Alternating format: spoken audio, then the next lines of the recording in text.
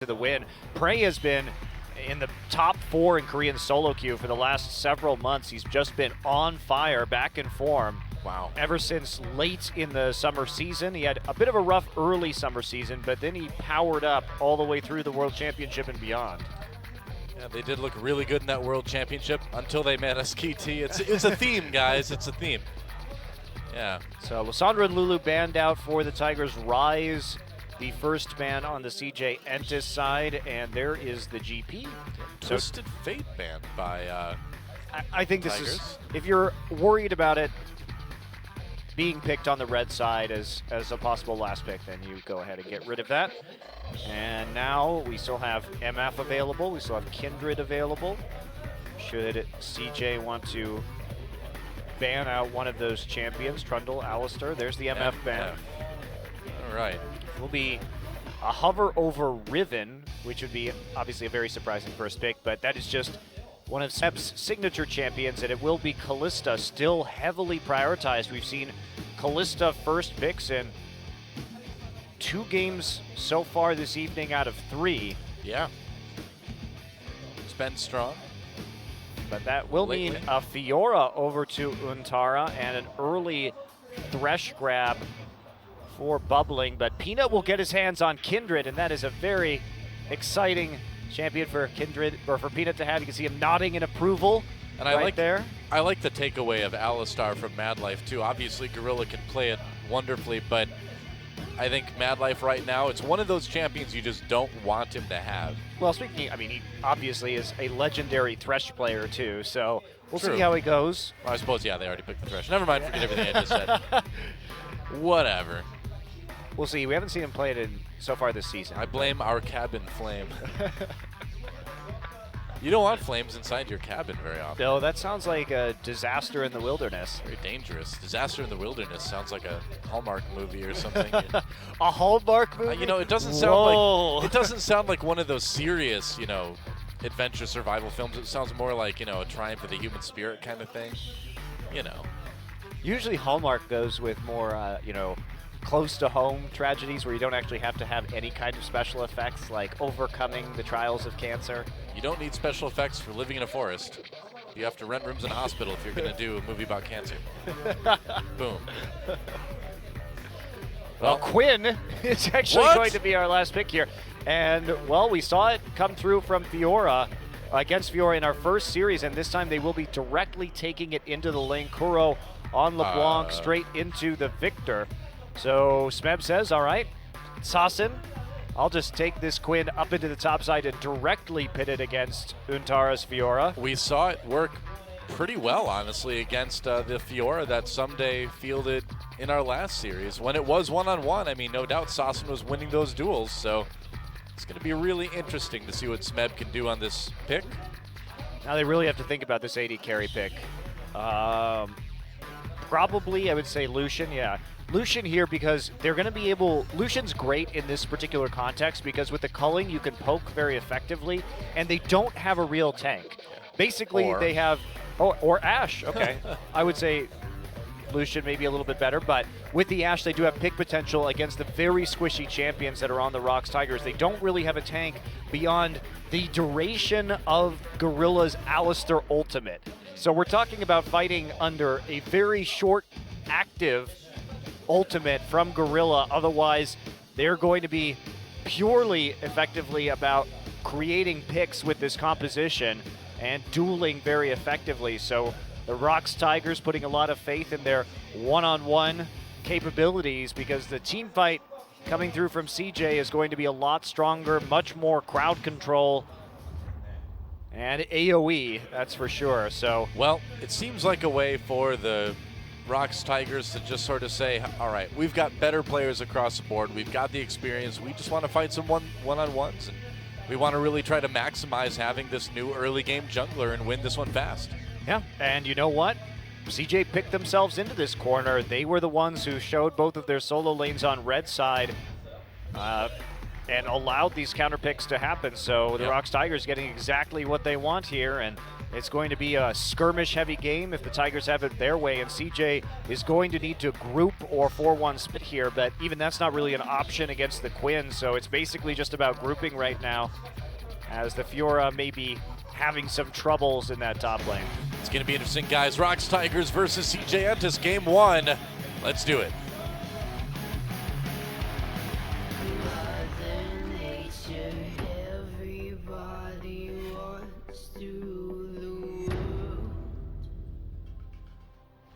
And here we are, once again on Summoner's Rift, Season 5 World Championship runner-up.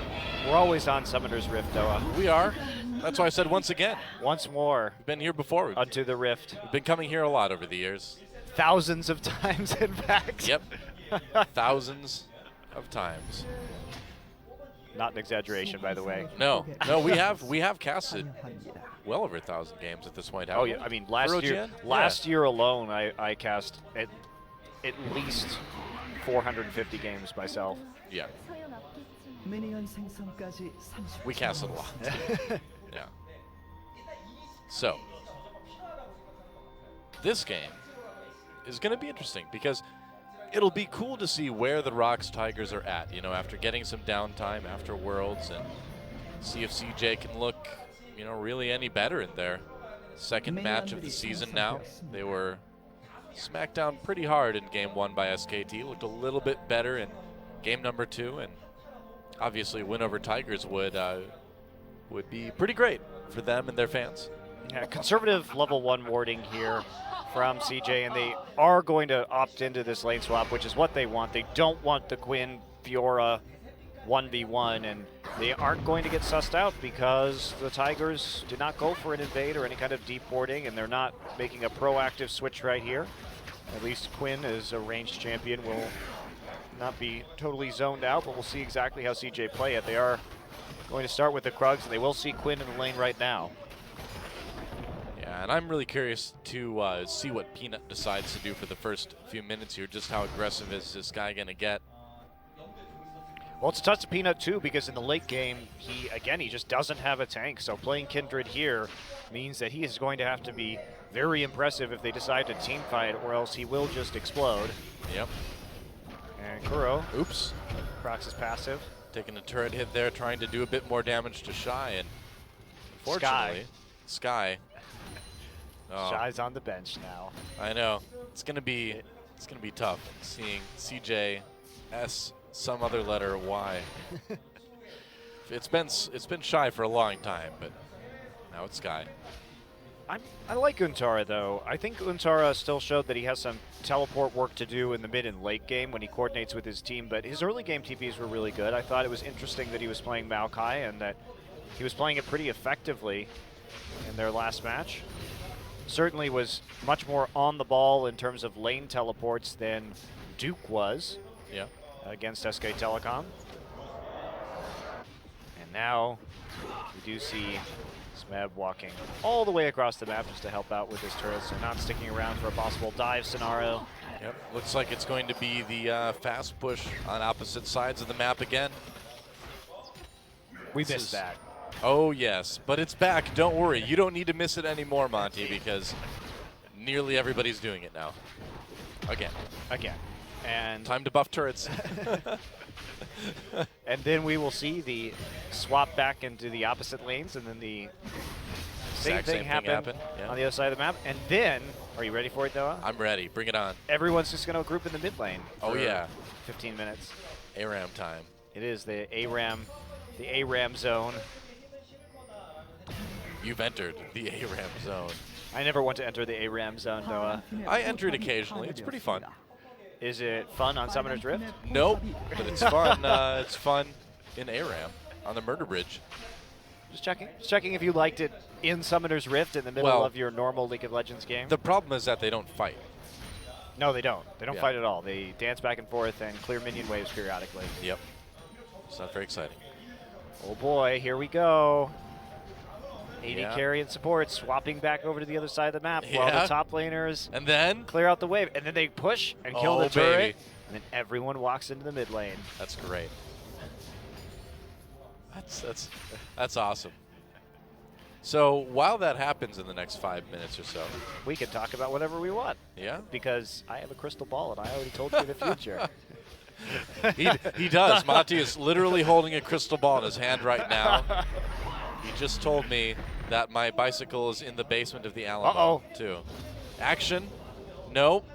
Nope. No. No. No action. Gorilla is sighted in the jungle. A nice place for a gorilla to be. Well, where else would you really expect to see gorillas? A mountain. There are mountain gorillas, though. Well, yeah, but I mean they're jungle mountains.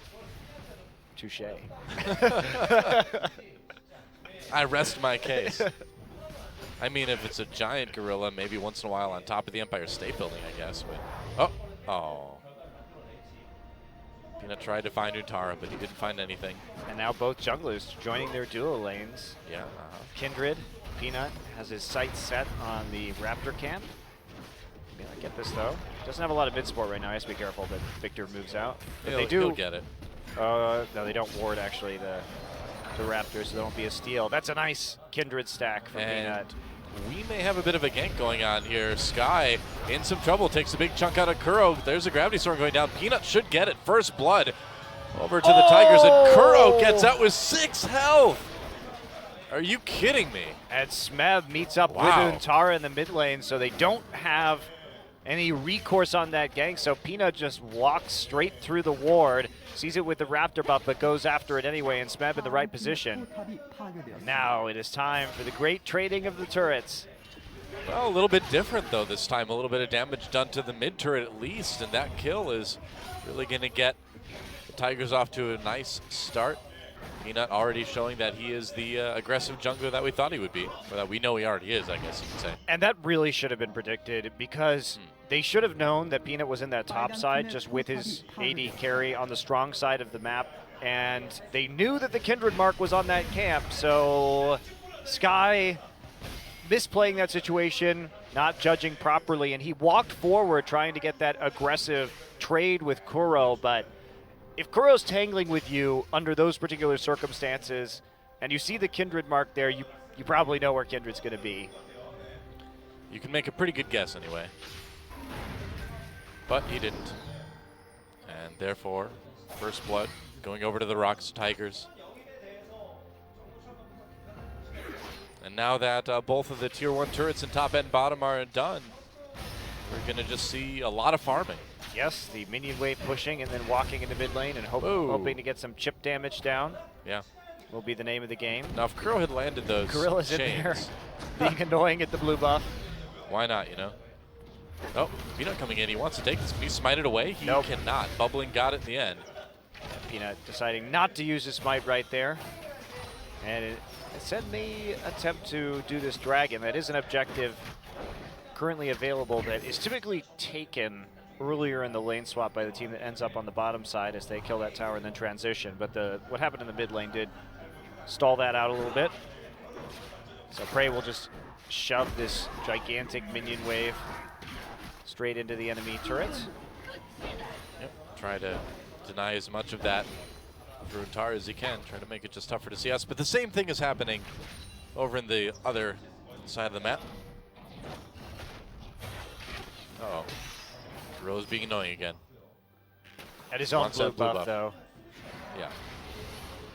Okay, so Peanut is on the bottom side. They're not actually going to do the dragon right now, even though they do have control over the bottom side of the map and that wave pushed up. That's certainly an option that they could have pursued. Now Gorilla could come over the wall. Talk about great support players too. Gorilla really, even when the Tigers were losing last year, really played pretty amazingly all seasons long. Yeah, he's absolutely wonderful. I really enjoyed the Tom Kench games that he had at the World Championship. That was, for me, the first time that I ever saw that champion played at that particular level. Especially those games against CLG were just massively impressive from him. Well, it was hilarious, too, because he would do things like bring Prey right into the middle of a team fight, and it would still work. I was so surprised when he just deposited Jinx into the middle of a fight, and Prey killed everybody. He made it work. He did indeed, and that's You know, his Tom Kench play was a lot of the reason why everybody started banning that so actively at the World Championship, because once people realized what that particular pick was capable of, no one wanted to deal with it anymore. But it was really his use of Abyssal Voyage and getting behind people in lane for ganks that was pretty innovative and very crisp play. So I really like that aspect of his use of a champion at the World Championships, but he's pretty great on any support champion you can name. True. Hard to find something this guy isn't good with.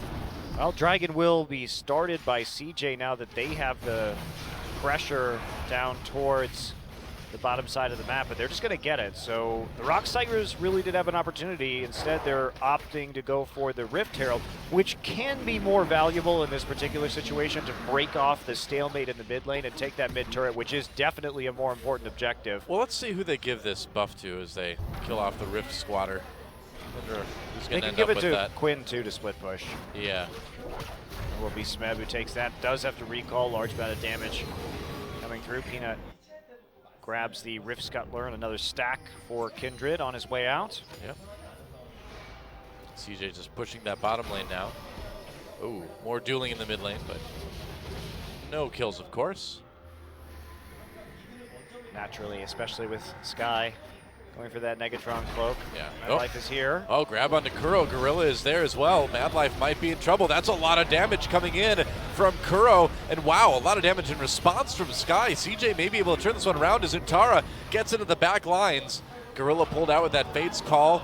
Prey's going to save him, and Peanut has to back away, but it ended up being a kill for the Tigers at the end of the day. Wow, Kuro played that fight so well, and Kuro is a mid laner who's been around for a long time, definitely a veteran, but he was slowly ramping up, and I was really surprised at Worlds how well he did against a lot of these other mid laners, because we had been thinking of him throughout the whole year as sort of a middle of the pack mid laner, not really top tier, but the way he played LeBlanc in that last fight, getting the burst damage down and barely surviving, really knowing his limits, was a major factor in turning that around, and they did not anticipate that Smeb would be there so quickly. Now they have a TP advantage because Untara had to TP into that fight, and Smeb simply walked in, or flapped in, as it were, which is what Quinn does. He behind enemy lined in a gliding manner that did not involve Quinn flapping.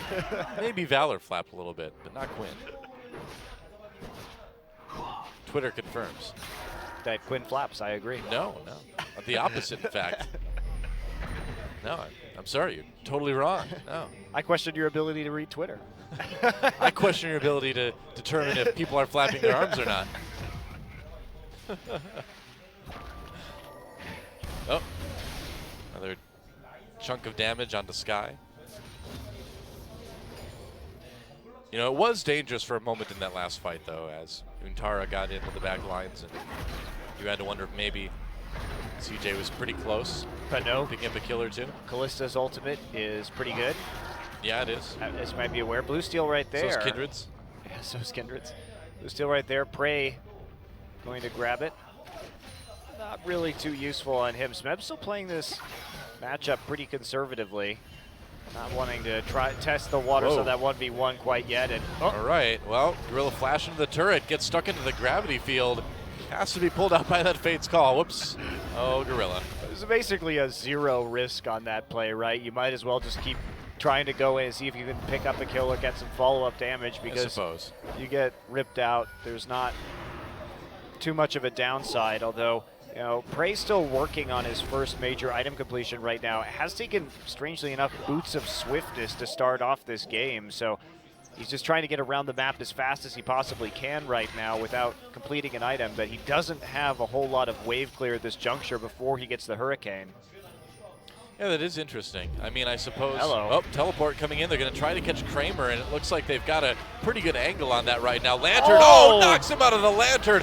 Great play by Gorilla to deny that one. Box goes down, Prey low. Meanwhile, Peanut fighting with Sky. Sky has to flash away. Oh, and there's he got the him. burn coming right afterwards.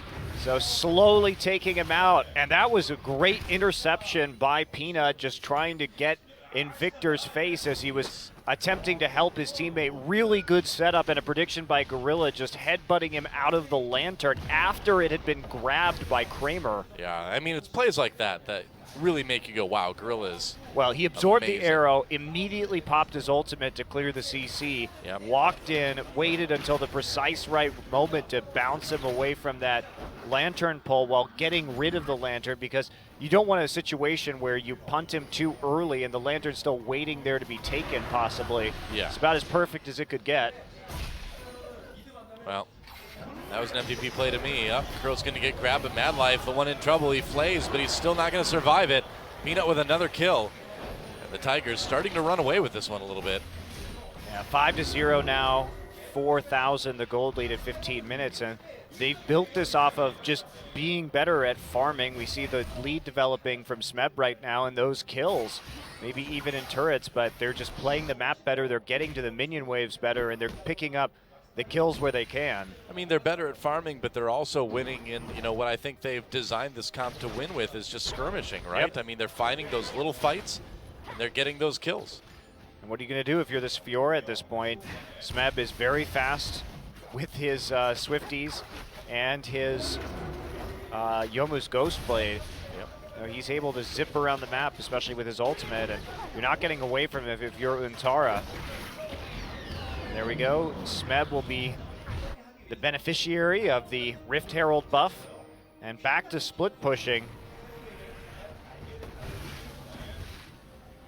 And Kuro's just had a good time in this mid lane, just taking big chunks out of Sky as he farms and gets farther and farther ahead.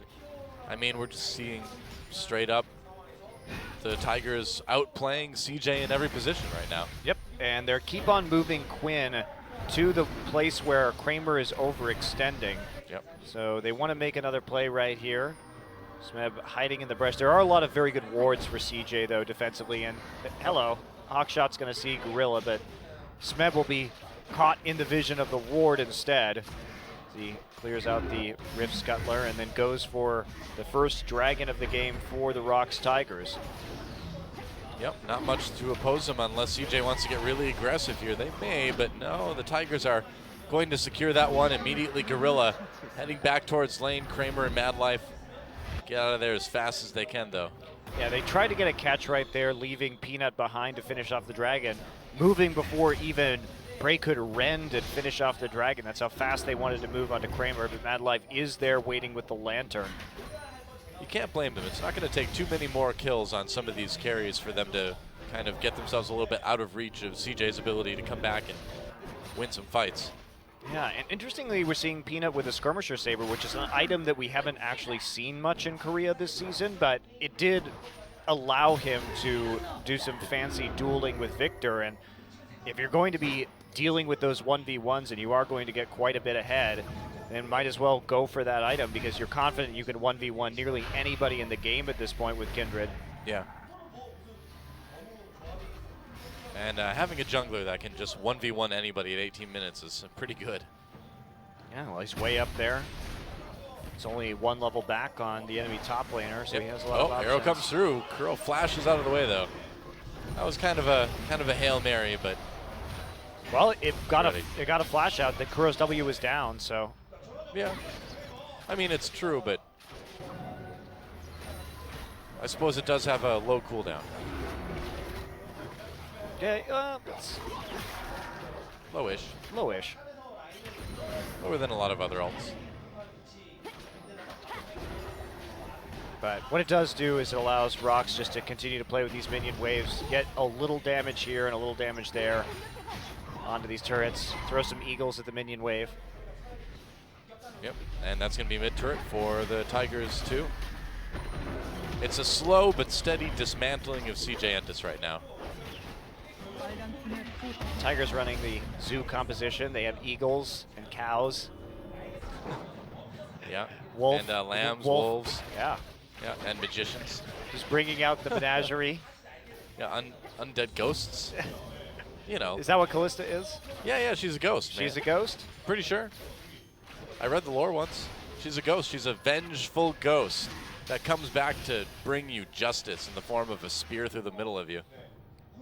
I see. Is that Yeah. really justice? Well, yeah, I mean, if you're the person who did something wrong, I suppose. But she seems to be judge, jury, and execution. Is there some sort of spectral court that she has to answer to? I don't think so. I don't think there's any paperwork involved with this one. Is she following the decision of the ghostly justices? No, I think she's just deciding herself. Wow. Like it was, like the criminal system was meant to be. I don't think like habeas corpus exists on Summoner's Rift as far as I'm aware. I haven't read the rule book, but That's why Rise could just straight up put you in Rin prison. that's true. Thresh can just put you in a box. There's very little protection for your basic human rights on Summoner's Rift. It's a rough place for sure. It's okay. I heard Bernie Sanders addressed all that too. He's gonna turn it around, guys. He's gonna free everybody from Rin prison. That's right. Nerfs to Rise guaranteed. Thanks, Bernie. Mark Cuban told him all about it.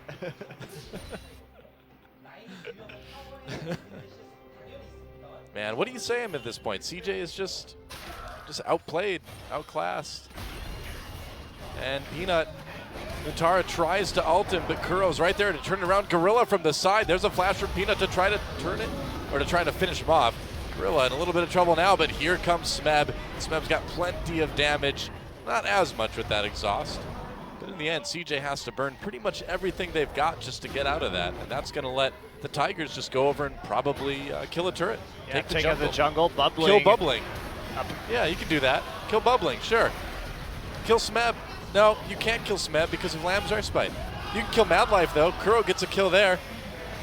And the Tigers can back off for the moment and then try to push this turret unless Untara wants to give them another kill. The Tigers' re-engages right there were just beautiful, using all their abilities incredibly well, especially holding off that Lamb's Respite. And Bubbling again, he had some troubles with this against SK Telecom where he would be in the wrong place on the map at the wrong time, underestimating the amount of danger he was actually in, and we saw it there once again.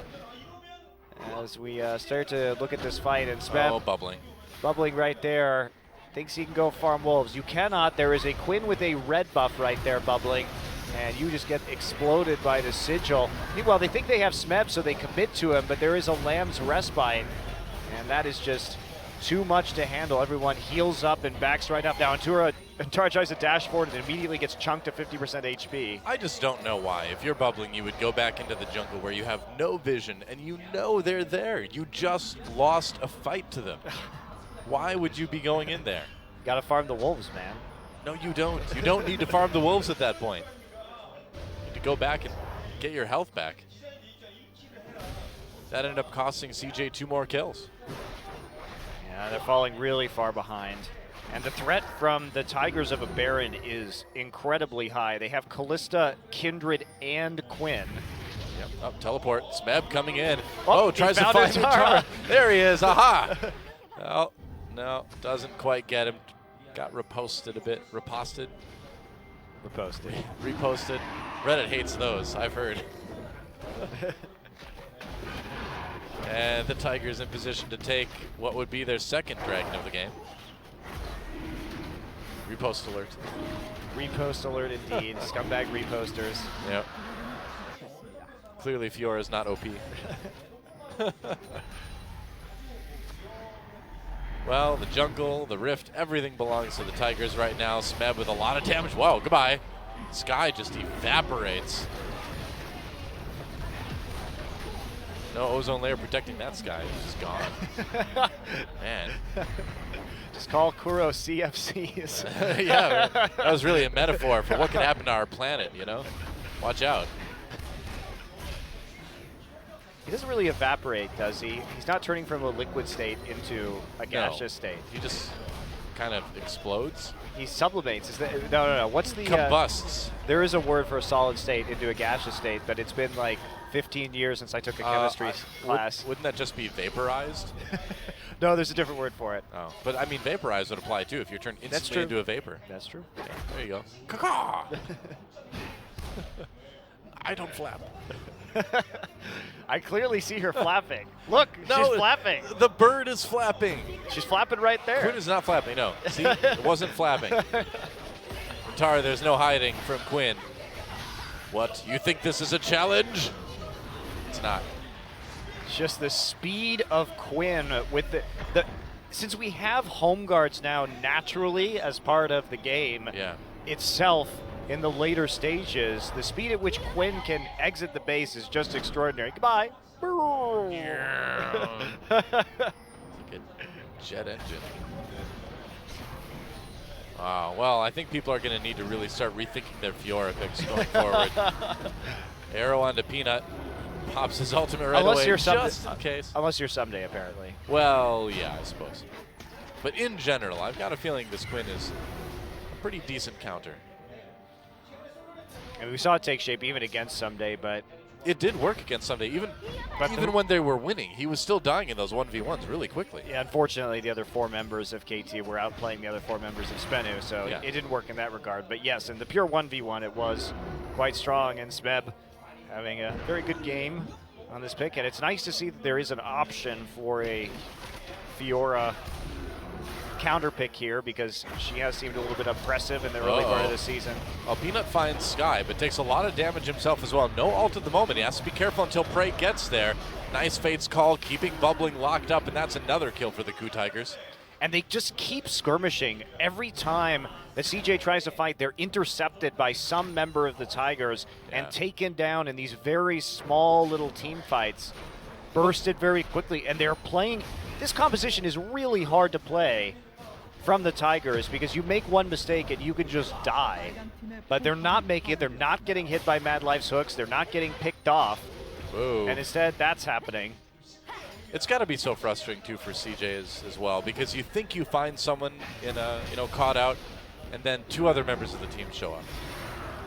Oh, just this massive amount of damage that's taking place. I mean, Kuro is hitting like a truck. You can't really kill Peanut. He had his ult down in that last little engagement, but he has Steric's Gauge now, so you start to get him low when he gets tanky. Yep. Really doesn't get much better than that. This IE Hurricane build from Ashe, I mean, you're never really going to be in a position where you hit multiple people. Yeah. And it just seems like Kindred's ultimate counters the Ashe arrow so well too, you know? Yeah. Somebody gets locked up, you just get on top of them and ult, and they just don't die. Or Gorilla ults. Yeah, that too. And who are you going to hit right now? Everybody has these boots of swiftness. They're very fast moving. They can react to the arrow, or they have movement abilities that can get them out of trouble. Well, you kind of have to hit them with like a point blank one or something, and then hope they can't cleanse it or be saved by the Kindred ult or something like that. But that's a lot to ask for. Gorilla, the Ward Slayer. Well, except for right there. But normally he is. He'll be back for that pink ward. That's right. In Ward Slayer 2. Finishing the job. Gorilla's Revenge. Gorilla's Revenge. Well, this is going to be a very fast Baron. Yeah. Absolutely nothing that CJ can do about this unless they get a miracle. I don't know. There's not a miracle anything they can get. Oh, it's just so annoying too, because Smeb is so quick on the map that he can recall and then be at Baron with his ultimate so fast that it's hard to react, because CJ right now, for all you know, Quinn is just standing in a lane brush somewhere waiting for the wave to hit. You don't have that much time to make a decision because of how just the speed at which he can rejoin the rest of his team. So easy Baron, still 0 kills in this game for CJ ENTUS. 10-0 is the score, and a nice 13,000 gold lead for the Coup Tigers, or Coup Tigers. See, I knew it would happen eventually. The ROX Tigers. I mean, GE, Huya, Coup, ROX, take your pick. You know what? At least they didn't change the Tigers part, Doa. They could have had 4 totally different names by now. That is true. Knowing Korean team naming systems, they could have just been A, B, C, and D. So we're lucky. Girl trying to find Bubbling doesn't land the chains, or the other chains. Gonna have to be content with pressuring this turret. Whoa, Untara going in onto Prey there. Prey in a lot of trouble, gets low. Lamb's Respite keeping alive for the moment. Peanut gets 1 kill. Onto Untara, and Tigers turning it around. They finally do take out Gorilla. Prey still low. Whoa, Sky taken down by Kuro. Whoa, who nearly dies to the turret, then dies to bubbling. So finally CJ picking up some kills in a bit of a messy fight, but at the end of the day, the Tigers having pretty firm control over that one. And Smeb is going to recall and has his TP available, so he'll be coming back in at full strength right into the lane to crash it. Oh my. Seriously. This Quinn is so fast. Well, has Boots of Swiftness and, of course, the Alacrity enchantment on top of that. Bubbling is giving up on life. Somewhere Hecarim is just quietly sobbing into his hands. Rammus is patting him on the back going, we had a good run, buddy. Oh, nice knockup by Bubbling, though. Maybe. Nah, never mind. It's only Mad Life. And Mad Life is sick, but doesn't have the damage. Tara not back in time, and the Tigers